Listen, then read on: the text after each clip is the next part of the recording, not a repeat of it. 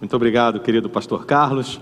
Muito obrigado, ministro Francisco, nossos cantores, a banda, por nos terem conduzido nessa adoração até este momento do culto. Muito obrigado a você que escolheu estar conosco hoje à noite para trazer também a sua adoração, prestar o seu culto ao Senhor nosso Deus. Uma muito boa noite a todos. E como você já sabe, o pastor Carlos inclusive já anunciou um pouquinho mais, nós continuamos na série de mensagens Tornando-se um Ser Humano Melhor. E essa série de mensagens, ela tem sido, na verdade, não sei se você percebeu, mas um passeio fantástico por uma região bíblica, lá do mundo bíblico, uma região ali onde hoje é a atual Turquia, chamada de Galácia, que antes era formada por 4 ou 5 cidades, visitadas pelo apóstolo Paulo, e onde não era de se esperar nada diferente, Paulo deixou ali também uma igreja organizada, uma igreja reunida. Mas percebam que ao escrever esta carta,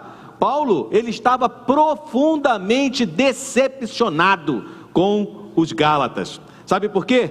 Porque eles haviam deixado de lado a verdade do Evangelho, que Paulo havia pregado a eles, a verdade que eles haviam crido, para acreditar em conversa fiada, para acreditar em outras coisas, em outras inverdades, que eram pregadas por aquilo que nós chamamos de falsos profetas, Essas verdades, elas interferiam diretamente no estilo de vida cristão que deveria ser adotado pelos Gálatas. Percebam, por exemplo, que entre essas mentiras, que convenceram por um período os Gálatas, havia a necessidade de serem observados alguns ritos cerimoniais lá do Velho Testamento, como por exemplo a circuncisão, dizendo que isso era indispensável à salvação das pessoas, colocando em segundo lugar a graça e a misericórdia, colocando em segundo lugar o sacrifício feito por Jesus Cristo na cruz em nosso lugar, e a favor dos Gálatas também, Paulo, quando escreve a carta aos Gálatas,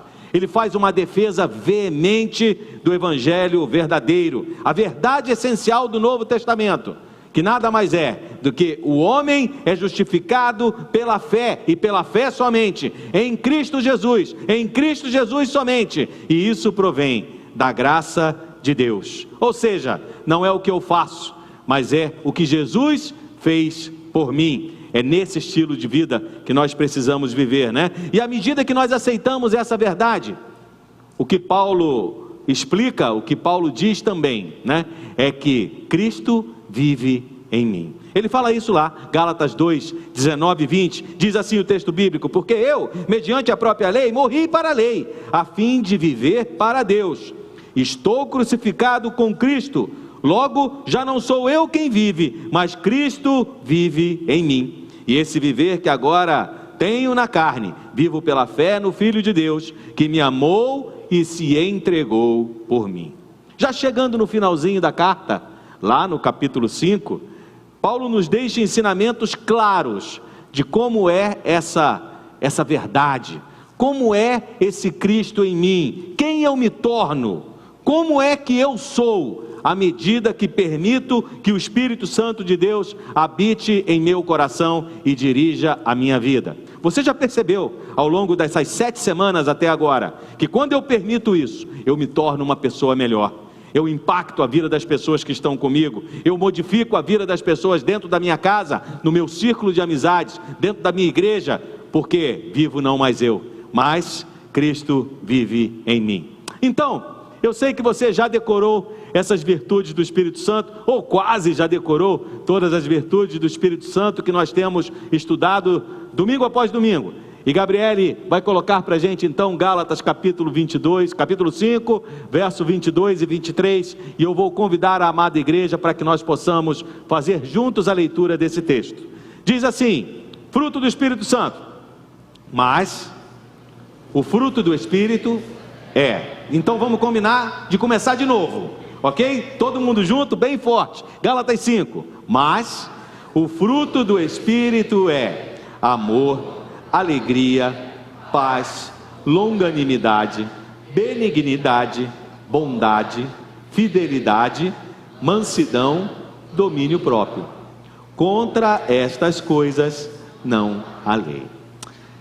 Percebam quando nós analisamos essas 9 virtudes do Espírito Santo aqui apresentadas, o que nós sempre temos dito é que elas não são passíveis de ser alcançadas através da minha força de vontade. Não é algo que nós conseguimos apenas por sermos disciplinados. Por isso Paulo se refere a cada uma dessas virtudes como sendo o fruto do Espírito Santo de Deus. Ou seja, são as características do Espírito Santo de Deus. E à medida que eu permito que o Espírito Santo de Deus então dirija a minha vida, cada uma dessas virtudes, cada uma dessas, por que não dizer, evidências, né, são provas da presença do Espírito Santo de Deus em mim e me ajudam, né, nos momentos onde eu preciso provar quem eu sou. Ou seja, diante de cada decisão, nós passamos a contar com a presença e a orientação do Espírito Santo de Deus para que a decisão seja uma decisão certa, para que esteja conforme os planos de Deus para as nossas vidas. Então, gente, ao longo dessas semanas, nós aprendemos. O que nós aprendemos? Aprendemos primeiro sobre o amor. Aprendemos que o amor é a maior e a mais importante evidência do Espírito Santo nas nossas vidas. É a base para tudo. Mas lembre-se, amor não é o que você diz sentir. Amor é aquilo que você faz. Aprendemos também sobre a alegria e sobre a paz. E nós percebemos que é possível experimentar essa alegria e essa paz a despeito das circunstâncias na minha vida, porque elas não dependem do que está me acontecendo nesse momento. Elas vêm de Deus. Não vêm das circunstâncias, não vêm do mundo, então são possíveis de serem experimentadas. Aprendemos ainda sobre os segredos e os benefícios da longanimidade, que nada mais é do que a virtude que nos permite enfrentar problemas e adversidades com paciência e resignação. Aprendemos, nas últimas 2 semanas com o pastor Carlos, aprendemos sobre benignidade e bondade. Qual é a diferença entre essas duas virtudes? Benignidade é a inclinação natural que alguém que vive sob controle do Espírito Santo de Deus para fazer o bem, enquanto bondade é o amor em ação. Aprendemos que quando praticamos boas obras, e elas são importantes, Deus é glorificado, não porque nós estamos pensando em algum tipo de recompensa, mas porque Deus é bom e porque o seu Espírito habita em nossos corações. Hoje então, eu quero refletir com vocês acerca da 7ª virtude do Espírito Santo, ou da 7ª evidência da presença do Espírito Santo na vida de qualquer cristão, que é a fidelidade. E o que vem a ser fidelidade? Bom, não é muito difícil de perceber que fidelidade vem de fé. E se você procurar pela tradução nos nossos dicionários, você vai encontrar, né, a palavra fé sendo uma das expressões possíveis, uma das traduções possíveis desta palavra. Mas quando empregada aqui no Novo Testamento, e ela aparece algumas vezes ao longo dos textos bíblicos, né, a palavra no original grego também pode significar fé. Como, por exemplo, nós encontramos no texto de Hebreus capítulo 11. O autor de Hebreus fala assim: sem fé é impossível agradar a Deus. E depois ele compartilha conosco uma relação de homens e mulheres fantásticos, pessoas comuns como eu e você, mas que experimentaram a fé de um jeito diferente e com isso, né, tiveram o seu relacionamento com Deus possível, cumprindo a vontade de Deus para as suas vidas naquela geração, né? Mas também pode significar lealdade, confiabilidade. Tudo depende do contexto. Se olharmos para essas virtudes aqui do capítulo 5, então penso que a tradução fidelidade se encaixa melhor nesse contexto de Gálatas.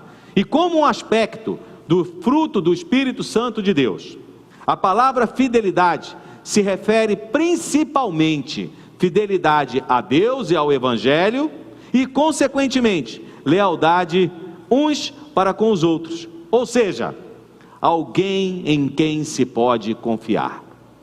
Olha, eu sou adepto, né, daquela expressão que fala que uma imagem vale mais do que 1000 palavras, né? E para a gente entender um pouco melhor esse conceito de fidelidade, eu quero trazer para vocês aqui um pequeno trailer desse filme aqui, Até o Último Homem, Tenho certeza que muita gente já assistiu, nossos jovens já assistiram aqui na igreja, nossos adolescentes já assistiram aqui na igreja, e eu confesso que esse é um filme que a gente tem que assistir 2 ou 3 vezes. Vale a pena reunir a família em casa, né, Nelson? Reúne a família em casa, coloca os filhos juntos e aproveita o tempo, né, para que possamos assistir essa obra que fala sobre a vida de um cristão, Desmond Doss. Um cristão nascido no ano de 1919 e que muito jovem foi apresentado ao Evangelho, e por ser fiel às suas convicções, ele impactou de maneira significativa a vida de diversas pessoas ao longo da sua existência, mas principalmente durante a Segunda Guerra Mundial. Solta o trailer, Gabi, mostra pra gente um pouquinho desse filme aqui, para entender onde é que se encaixa a fidelidade e o que é a fidelidade. Qual é o motivo da demora, capitão? Estamos esperando, senhor. Esperando pelo quê? O soldado Doss terminar de orar por nós. O soldado Doss terminar de... Mas quem é o soldado Doss? Eu sempre sonhei em ser médico, mas eu não pude estudar.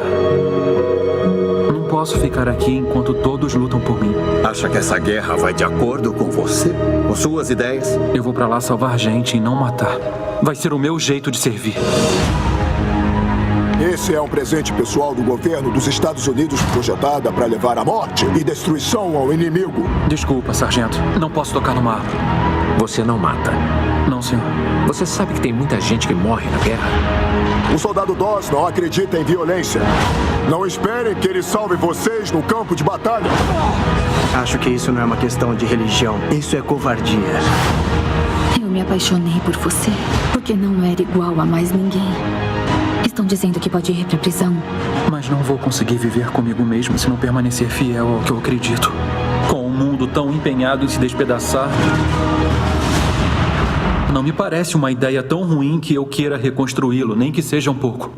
Soldado Ross está livre para entrar no inferno da batalha sem uma única arma para se proteger.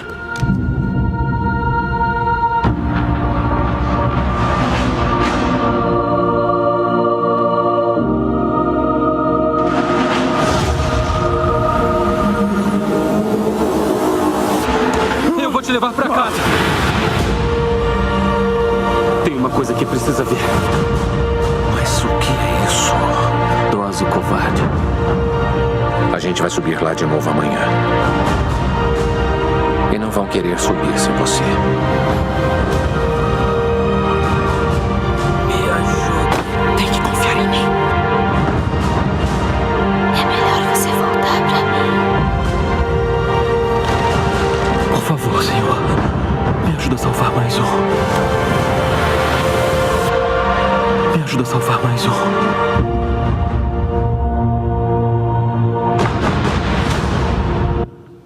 Desmond Doss, um jovem cristão que impactou o mundo ao tempo que viveu e fez toda a diferença na vida das pessoas que conviveram com ele, porque foi fiel. Em especial, os 75 soldados feridos que sozinho ele salvou durante uma das principais batalhas da Segunda Guerra Mundial, chamada de Batalha de Okinawa.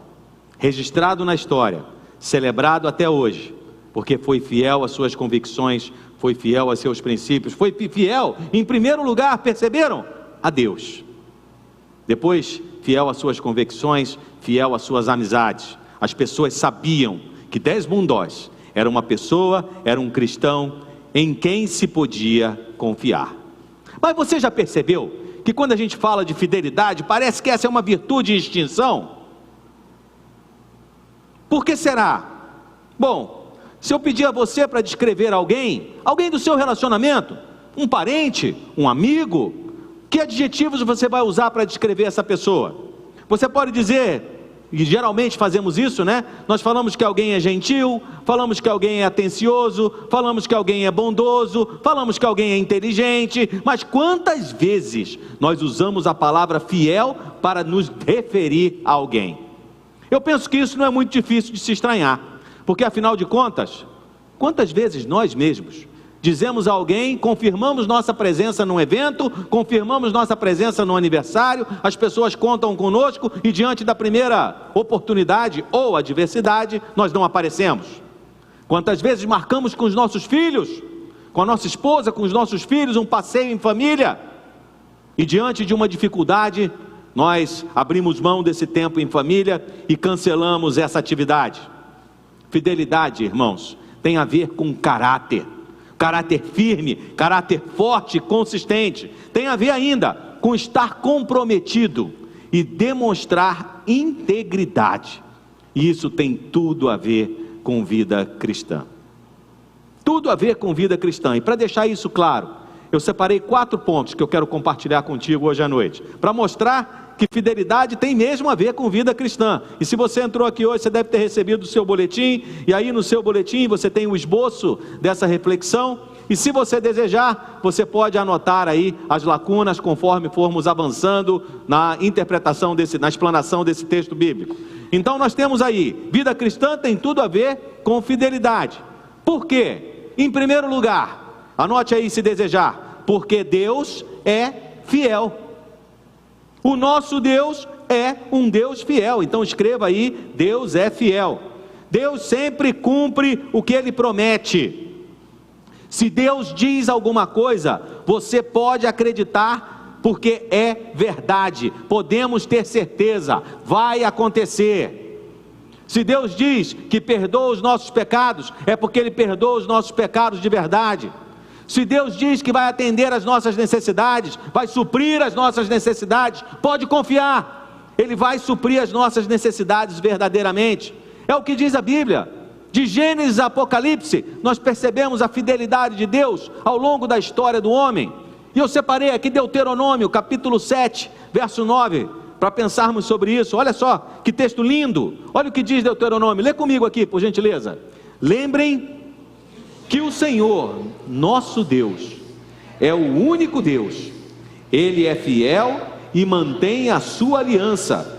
Ele continua a amar por 1000 gerações aqueles que o amam e obedecem aos seus mandamentos. Quantas provas da fidelidade de Deus, gente, nós temos ao longo da nossa existência. Quando olhamos para trás, quantas vezes nós identificamos que Deus realmente foi presente, que Deus realmente foi fiel para conosco. É uma pena, não é? Que nós não tenhamos o hábito de anotar as respostas de Deus às nossas orações. Às vezes até agradecemos de maneira correta, mas nem sempre nós usamos essa ferramenta para nos trazer à memória, em especial quando os momentos difíceis aparecem, e você sabe que eles não são novidades, de tempos em tempos, momentos difíceis fazem parte da nossa vida. E como seria bom se nós tivéssemos um caderno, e você ia ter que comprar um caderno daquele de 10 matérias, bem grande, para poder anotar as respostas de Deus às nossas orações e a maneira como Ele foi fiel a nós. Em especial, em meio àquelas circunstâncias difíceis, não é? Nessas circunstâncias difíceis da vida, aquelas que nos levam a duvidar dessa verdade, nós precisamos nos manter firme a essa verdade. Deus é fiel. Isaías 49, verso 15 e 16, fala disso. Olha o que diz a palavra de Deus. O Senhor responde: será que uma mulher pode esquecer do filho que ainda mama, de maneira que não se compadeça do filho do seu ventre? Lê comigo o restante. Mas ainda que esta viesse a esquecer dele, eu, porém, não me esquecerei de você. Eis que eu gravei você nas palmas das minhas mãos. É promessa de Deus. E existem mais de 7.000 promessas de Deus registradas na Bíblia, e Ele nunca deixou de cumprir uma promessa sequer que nos tenha feito. Da mesma maneira, como Deus é fiel, como Deus é fiel para conosco, o que Ele espera é que nós sejamos fiéis também. E em que áreas da minha vida, então, eu preciso ser fiel? Vamos analisar um pouquinho. Que áreas da nossa vida precisamos experimentar essa fidelidade, que é uma das evidências do Espírito Santo em minha vida? A primeira área que eu preciso experimentar isso, está aí, anote se você desejar. Eu preciso ser fiel no meu relacionamento com Deus. Então escreva no seu boletim, se desejar, com Deus. É a primeira área da vida que merece a nossa atenção quando o assunto é fidelidade. Afinal de contas, não é nada menos que isso que Deus espera de nós. Olha o texto de Apocalipse 2, verso 10. Eu vou ler enquanto você escreve. Diz assim: não tenham medo do que vocês vão sofrer. Escutem, o diabo vai pôr na prisão alguns de vocês, para que sejam provados e sofram durante 10 dias. Sejam fiéis, mesmo que tenham que morrer, e como prêmio da vitória, eu lhes darei a vida. Percebeu? Sabe como é que eu demonstro a minha fidelidade para com Deus? A principal maneira de demonstrar que eu sou fiel para com Deus é obedecendo a sua palavra. Quando eu obedeço às ordens do Senhor Jesus. Isso é assunto muito sério. Por isso, Jesus deixou registrado diversas vezes a importância da obediência no nosso relacionamento para com Deus. Só no capítulo 14 de João, Jesus nos incentiva, nos exorta, a obedecê-lo 3 vezes. Olha o que diz João 14:15. Diz assim, Jesus continuou: se vocês me amam, obedeçam os meus mandamentos. No verso 21, o Senhor continua: a pessoa que aceita e obedece os meus mandamentos, prova que me ama.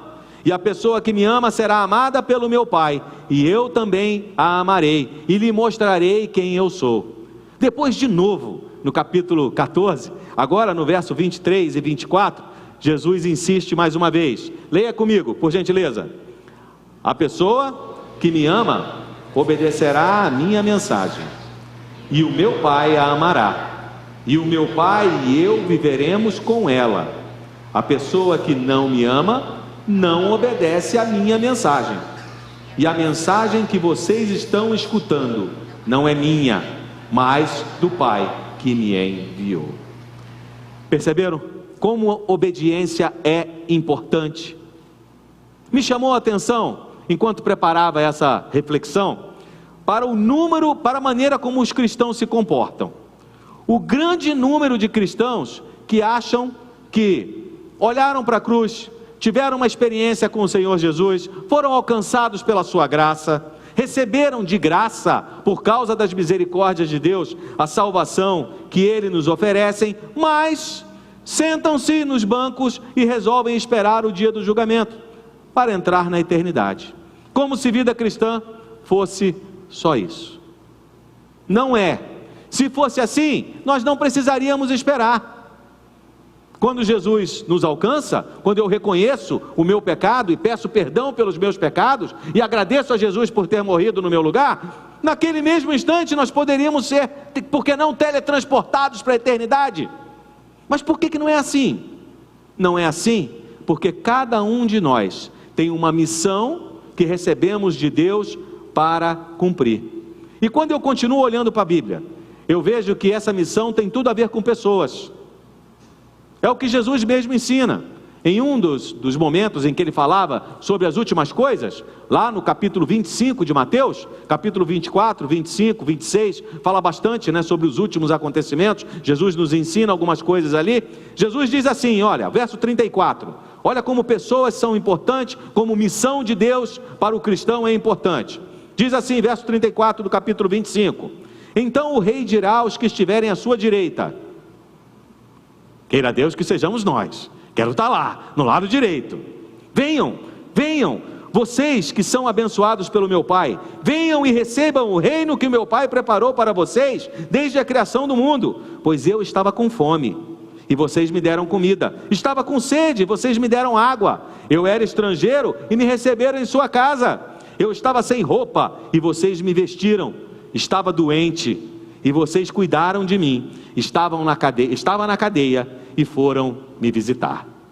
Continuando essa história, Jesus diz então que essas pessoas que estavam lá à direita, se viram para Jesus e perguntam assim, mas Senhor, quando foi isso? Quando foi que nós te vimos sem roupa e te demos de vestir, com fome te alimentamos, que tivemos com sede te demos água, estava doente, cuidamos de você, quando foi isso, Jesus? Aí Jesus diz assim, verso 40, vamos ler juntos?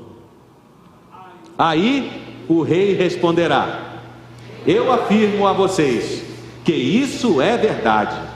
quando vocês fizeram isso aos mais humildes dos meus irmãos, foi a mim que fizeram. Lembra do que o pastor falou sobre a atividade lá no bairro Nova Esperança ontem, coordenada pelo pastor Vianney e as pessoas que estavam lá? Lembra dessa atividade?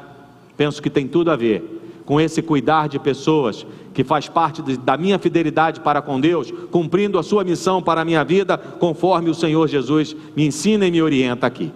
E eu pergunto a você, hoje à noite, como está o seu compromisso com Deus? Qual é a extensão da sua fidelidade para com Deus? Qual é a sua avaliação, a sua autoavaliação? Como você se julga? Que nota você se atribui quando o assunto é fidelidade para com Deus? Em dezembro de 2016, quase 3 anos atrás, eu gosto de pensar que o time de Deus lá na eternidade foi reforçado.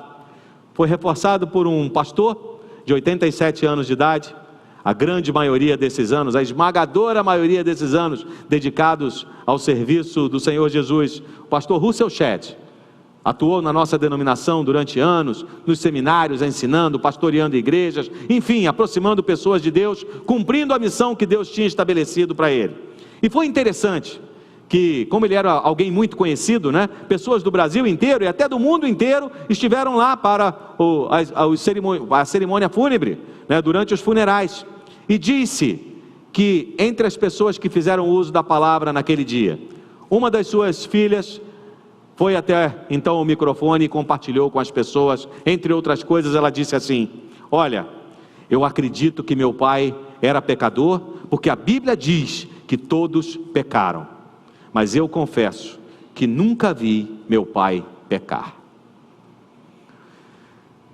O que a sua esposa vai falar de você? O que o seu marido vai falar de você? O que os seus filhos, os seus amigos irão falar de você? Obedecer tem tudo a ver com fidelidade a Deus. Jesus mesmo chamou a atenção dos seus discípulos, Lucas capítulo 6, dizendo assim: por que vocês me chamam Senhor, Senhor, Senhor, se vocês não fazem o que eu digo?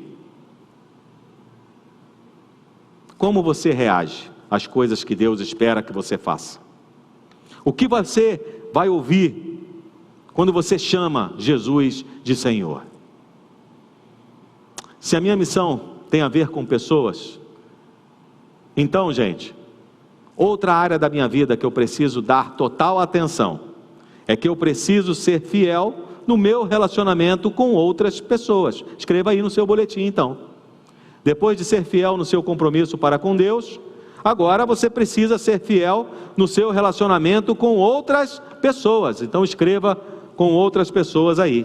Agir com fidelidade para com outras pessoas é navegar contra a corrente da pós-modernidade. A pós-modernidade diz assim: quanto é que eu vou ganhar se eu fizer isso? A pós-modernidade diz assim: que benefício eu vou ter ao estabelecer esse relacionamento? Qual é meu ganho? Qual é meu lucro diante dos relacionamentos? Enquanto a pós-modernidade ensina assim, Jesus nos ensina ao contrário. João capítulo 13, verso 34, você pode ler comigo? Me ajuda aqui na leitura. Eu lhes dou um novo mandamento. Qual é? Que vocês amem uns aos outros, assim como eu os amei, que também vocês amem uns aos outros. Amar uns aos outros já fazia parte da lei, já está lá registrado em Levítico. Jesus dá um novo mandamento. Ele vai dizer: agora vocês vão amar uns aos outros, mas não como a nós mesmos. Vocês irão amar uns aos outros como eu vos amei. E Jesus nos amou de maneira sacrificial. Por isso, gente, tratar as pessoas com respeito, tratar as pessoas com verdade, ser honesto, íntegro nos meus relacionamentos, nos preocuparmos com o que acontece com outras pessoas, tem tudo a ver com fidelidade. Esse momento de nos relacionarmos tem tudo a ver. E uma das maneiras que nós temos para provar se nós estamos agindo assim com integridade nos nossos relacionamentos, se nós somos fiéis nos nossos relacionamentos, a partir da minha casa, depois dos meus amigos, né, até chegar num grupo maior de pessoas, como temos, por exemplo, aqui na igreja ou lá no meu trabalho. Não é isso? Uma maneira de identificar isso é saber se eu sou verdadeiro nas minhas palavras. Você cumpre aquilo que você diz? Você é uma pessoa de confiança? Lembra de Desmond Doss? Alguns daqueles homens disseram assim para ele naquela noite: eu sabia que você vinha me salvar, eu sabia que você vinha. E você? É uma pessoa assim? É uma pessoa em quem se pode confiar? Olha o que Jesus diz sobre a importância das nossas palavras. Jesus diz assim, Mateus 5:37, que a palavra de vocês seja sim, sim, ou não, não. O que passar disso vem do maligno. Quanta gente está sofrendo porque pessoas não são fiéis em seus relacionamentos, principalmente porque prometem e não cumprem. Quantos filhos sofrem por causa de pais que não são fiéis na maneira de cuidar deles, da sua segurança, do seu desenvolvimento saudável? Quantas esposas sofrem com infidelidade dos seus maridos? Quantos maridos sofrem com infidelidade das suas mulheres? Casamentos têm sido desfeitos porque as pessoas não são fiéis às suas promessas. E olha, a causa número 1 dos ressentimentos são promessas não cumpridas. O que eu convido você é a refletir sobre as bases do seu relacionamento familiar. O que está acontecendo lá na sua casa?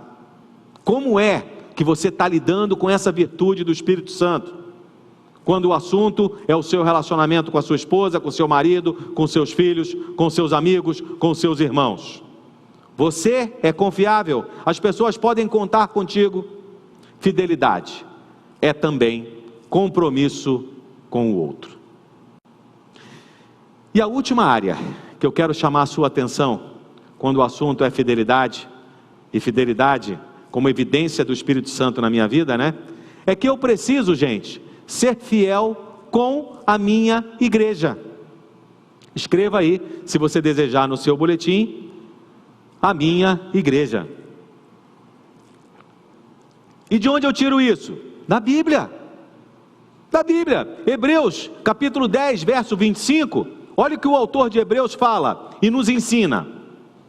Não descuidemos dos nossos deveres na igreja, nem das suas reuniões, como algumas pessoas fazem, mas animemo-nos e nos admoestemos uns aos outros, especialmente agora que o dia da sua volta está se aproximando.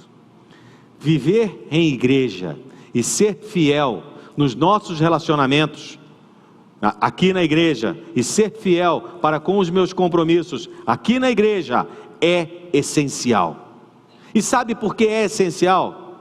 Porque um monte de vezes aparece na Bíblia a expressão, onde melhor nós podemos experimentar essa expressão uns com os outros? Aqui na igreja. Sabe quantas vezes aparece a expressão uns com os outros na Bíblia? Olha, eu tive a oportunidade de verificar um artigo científico publicado por uma revista teológica, uma revista de ensaios teológicos da Faculdade Batista Pioneira, e uma jovem estudante, Merlise dos Santos, ela nos afirma que mais de 100 vezes aparece a expressão uns com os outros aqui na Bíblia. E sempre falando de harmonia, sempre falando de reciprocidade que deve ser experimentado nesse ambiente, que deve reger os relacionamentos de pessoas que servem juntas à igreja do Senhor Jesus. Por isso é que nós temos: amai-vos uns aos outros, suportai-vos uns aos outros, levai as cargas uns dos outros, orai uns pelos outros. É por isso que essa expressão aparece tantas vezes. Esse compromisso, gente, que nós devemos ter uns com os outros, certamente também é fidelidade.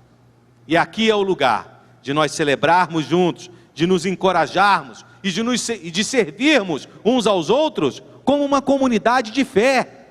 E é isso efetivamente que nos diferencia de um clube, do qual nós nos associamos em determinado tempo. Lá também nós nos relacionamos com as pessoas, mas aqui nós temos harmonia, aqui nós temos reciprocidade, aqui nós realmente devemos nos interessar pela vida uns dos outros. Não naquele sentido fofoqueiro, de ficar sabendo de tudo, mas no sentido de orar junto, de pedir que Deus abençoe, né? No sentido de poder ajudar naquilo que é possível que seja ajudado. É isso que faz realmente a diferença na nossa igreja. Quando eu sou fiel ao compromisso que assumi com Deus e com essa igreja. Olha o que Paulo ensina, Romanos capítulo 12, verso 10 e verso 11, vou convidar você a ler comigo, bem forte, diz assim: amem uns aos outros, e se esforcem para tratar uns aos outros com respeito, trabalhem com entusiasmo e não sejam preguiçosos, sirvam o Senhor com o coração cheio de fé. Se eu perguntar a você, pedir a você para fazer uma avaliação, você que é membro da Igreja Boas Novas, qual será a nota que você mesmo irá atribuir à sua participação, à sua fidelidade ao compromisso para com essa agência do reino de Deus na terra? Quantos membros da Boas Novas nós temos aqui? Levante as mãos, por gentileza. Você que é membro da Igreja Boas Novas, sou batizado aqui. Temos muitos. Quando você olha para essa responsabilidade, olha para a sua atuação aqui na nossa igreja, você tem sido fiel para com as suas responsabilidades? Ou você, quem sabe, faz parte de um time, né, que quando se aborrece, resolve mudar de igreja? Quando se aborrece, essa agência já não serve, como se não fosse o Senhor que nos tivesse trazido para cá. Qual é a sua atitude? Esses dias, Francisco, falei aqui no outro culto, né? Me chamou a atenção. Eu vi que a bateria não estava sendo tocada. Normalmente nós temos um volumão, né? Alto, né? Francisco até prometeu que vai baixar um pouquinho, gente. Fica tranquilo, né? Normalmente temos a banda, né? Com aquele volume alto. Naquele dia não tinha bateria. Não tinha bateria por quê? Eu fiquei intrigado. Né? Será que houve algum problema realmente urgente assim, que não foi possível? De vez em quando nós passamos aqui, pastor Carlos, pelo corredor, e encontramos salas da EBD que não funcionaram, né? Não estava sem professor. Nós temos uma classe aqui do berçário à noite, se eu não me engano, o berçário aqui 1 e 2, que não tem voluntário para nos ajudar. Não tem voluntário, está fechada. Por que será? Como você avalia, você que é membro da nossa igreja, a sua responsabilidade com esse compromisso de ser fiel à sua igreja, de ser fiel no uso dos seus dons? Está achando que não é coisa séria? Olha o que Pedro fala, olha o que a Bíblia diz sobre a nossa responsabilidade em usar os dons, talentos e habilidades que Deus nos dá. Olha aqui, olha o que diz: sejam bons administradores dos diferentes dons que receberam de Deus, que cada um use o seu próprio dom para o bem dos outros. Quem prega, pregue a palavra de Deus. Quem serve, sirva com a força que Deus dá. Façam assim, para que em tudo Deus seja louvado por meio de Jesus Cristo, a quem pertence a glória e o poder para todo sempre. Amém. Perceberam ali? Sejam bons administradores, bons mordomos, e eu garanto, porque a verdade não é minha, não sou eu que estou dizendo, é a Bíblia que diz, que cada um de nós, que fomos alcançados pelo amor de Deus, e que tivemos as nossas vidas transformadas, pelo sacrifício que Jesus Cristo fez na cruz, em nosso lugar, cada um de nós, ao recebermos o Espírito Santo em nossas vidas, recebemos também, pelo menos um dom, para que Deus seja honrado, e pessoas sejam abençoadas aqui nesse lugar. O que é que você está fazendo com os seus dons? Me vem à mente o texto, a orientação de Paulo ao jovem pastor Timóteo, segunda carta de Paulo a Timóteo. Ele já estava preso, e ele escreveu para Timóteo uma orientação muito importante. Timóteo teria uma igreja para pastorear, iria precisar de muitos voluntários, muitos seguidores, muitos discípulos de Jesus, para que aquela igreja cumprisse a sua missão. E Paulo diz assim para Timóteo: tomem os ensinamentos que você me ouviu dar na presença de muitas testemunhas, e entregue-os aos cuidados de homens de confiança, que sejam capazes de ensinar outros. Outra tradução diz assim: entregue-os aos cuidados de homens fiéis. E é isso que nossas igrejas estão precisando, de homens e mulheres fiéis, que sejam capazes de ensinar outras pessoas. Você é um desses. Nossa igreja pode contar com você. Nós temos podido contar com a sua habilidade, com o seu dom. Eu tenho um dom, você é outro. Os nossos dons se completam. E nós juntos, como igreja, honramos a Deus e abençoamos outras pessoas. Você faz parte desse time. Nós podemos contar com o seu dízimo para sustentar o trabalho que é feito aqui nessa igreja, para manter os ar-condicionados ligados, para manter a iluminação acesa e um local agradável assim, para como igreja estarmos prestando culto ao Senhor. Você tem sido fiel na entrega dos seus dízimos? Enquanto nós estamos aqui adorando a Deus e ouvindo a sua mensagem e cantando louvores maravilhosos, mais de 30 pessoas estão envolvidas e trabalhando nos nossos anexos 1 e 2, aqui à minha direita e à minha esquerda. Pessoas que estão lá cuidando dos nossos filhos, pessoas que estão lá trabalhando na cantina, voluntariamente, cozinhando, servindo, assando um delicioso churrasquinho. Daqui a pouco eu falo disso para você, para a gente poder ter um momento de comunhão junto e levantar recursos para as atividades da nossa igreja. Em que ministério você serve? Como é que você está usando o seu dom, o seu talento? Se você não faz parte de igreja nenhuma e já teve uma experiência com Jesus, o que você está esperando? O que você está esperando? A gente sozinho? Não. Jesus deixou a sua igreja para cumprir a sua missão. O que você faz com o que você tem? Pior ainda, o que você faz com o que Deus te deu? Isso também é fidelidade. Então, gente, olha aqui, nós aprendemos hoje que fidelidade tem a ver com estar comprometido.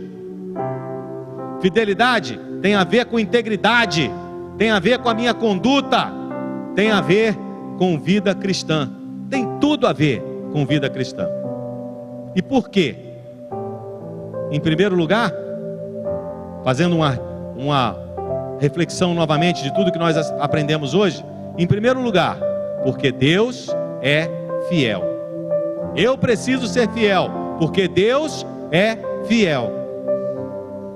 Depois, se Deus é fiel, Ele espera fidelidade da minha parte também. E em que áreas da minha vida isso deve acontecer? Eu devo ser fiel em meu relacionamento com Deus. Eu devo ser fiel no meu relacionamento com outras pessoas. E eu devo ser fiel no meu relacionamento com a igreja do Senhor Jesus, o local que Ele nos designou para servi-lo.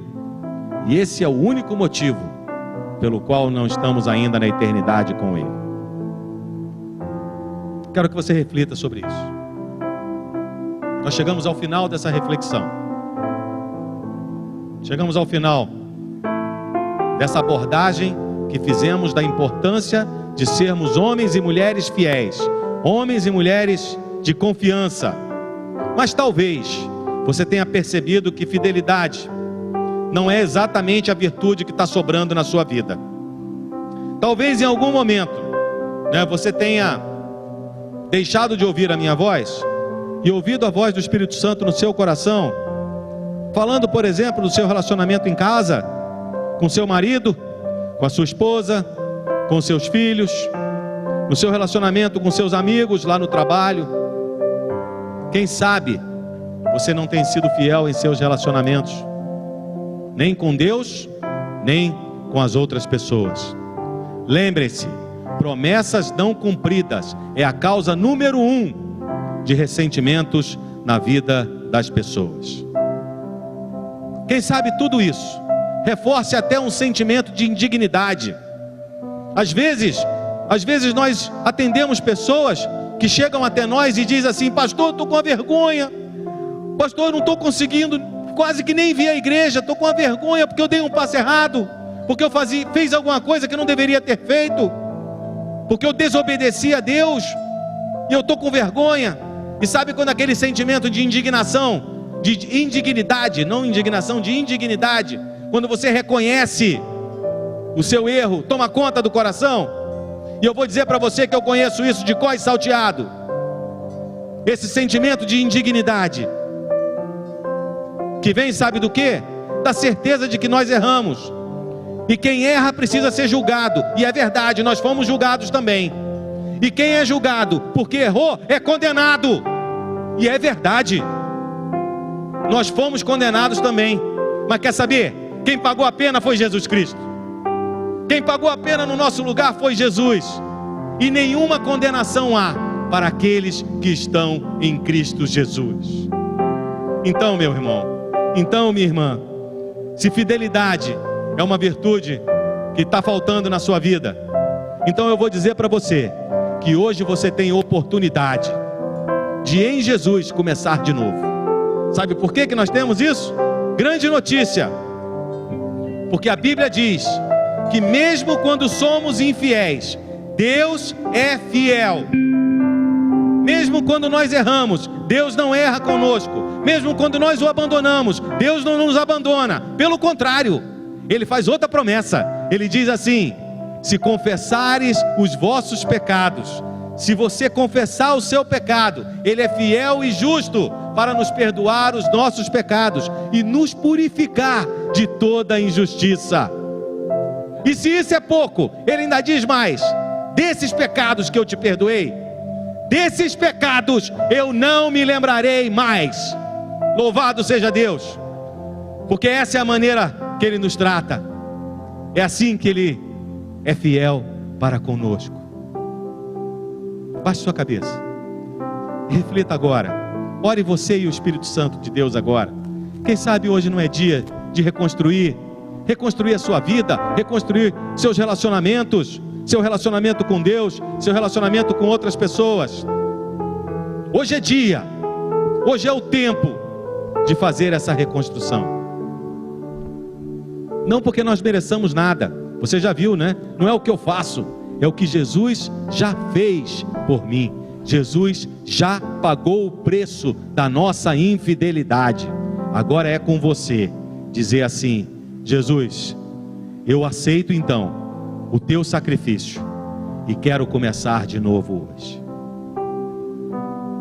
Se você toma essa decisão de começar seu relacionamento principalmente com Deus hoje, que vai reger todos os demais relacionamentos da sua vida, então eu vou convidar você a orar comigo. E repita aí, reflita no seu coração, repita as minhas palavras enquanto estivermos orando. Senhor Deus, reconheço a minha infidelidade. Reconheço, ó Deus, que não tenho sido fiel no meu relacionamento com outras pessoas. Principalmente não tenho sido fiel no meu relacionamento contigo. Por isso eu peço o teu perdão. E que eu possa a partir de hoje começar um novo relacionamento contigo. Não porque eu mereça, mas porque Jesus Cristo já pagou o preço em meu lugar. E eu aceito essa oferta de amor que Ele faz em meu favor. E oro em nome de Jesus. Amém. Amado Deus, mais uma vez nós queremos te agradecer, Senhor. Queremos te agradecer pela maneira como a tua palavra fala aos nossos corações. E te agradecer, ó Deus, porque é tua promessa que a tua palavra não volta vazia. Então eu tenho certeza, plena convicção, de que vidas foram restauradas nessa noite, porque o teu Espírito Santo fala aos nossos corações. Muito obrigado, ó Deus, por seres o Deus da segunda chance. Muito obrigado, ó Deus, porque tu és o Deus da reconstrução, reconstrução do nosso relacionamento contigo, e também reconstrução das nossas vidas, dos nossos outros relacionamentos, Senhor nosso Deus. Muito obrigado, porque tu és um Deus fiel. Receba a nossa gratidão e continua a nos abençoar. É a oração que fazemos em nome de Jesus. Amém.